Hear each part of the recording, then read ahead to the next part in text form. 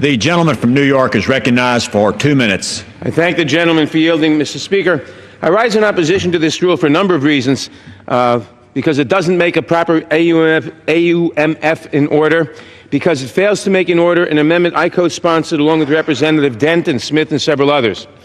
The bill contains language adopted by the Armed Services Committee at 1 o'clock in the morning the other day with no warning that would effectively overturn President Obama's executive order protecting LGBT workers for companies with private contracts. In other words, private contractors using our federal tax dollars in any area, not just in the defense area, by the way, will be allowed to fire someone just because they are gay, lesbian, bisexual, or transgender.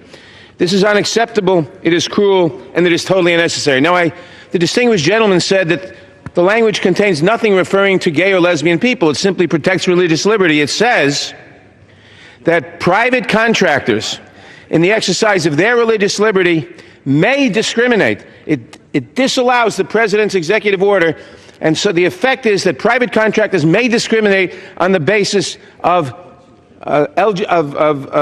sexual identity or gender,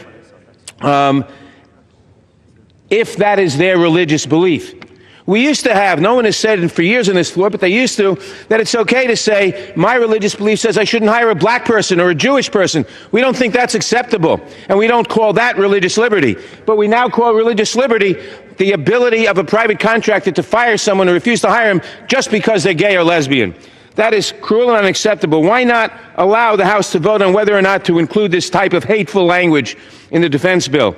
Why not allow a vote on the Dent Smith amendment? Must we let this bigotry and intolerance win the day? We ought to defeat this rule, and I, for one, will not vote for the entire bill if this language is included in it. We must strip this toxic, hateful measure from the NDAA. If not through an amendment, then in conference.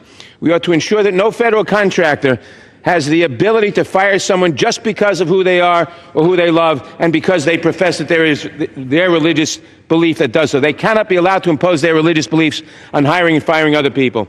We must continue to fight until all Americans have the rights they deserve. Thank you. Gentleman's time has expired. Gentleman.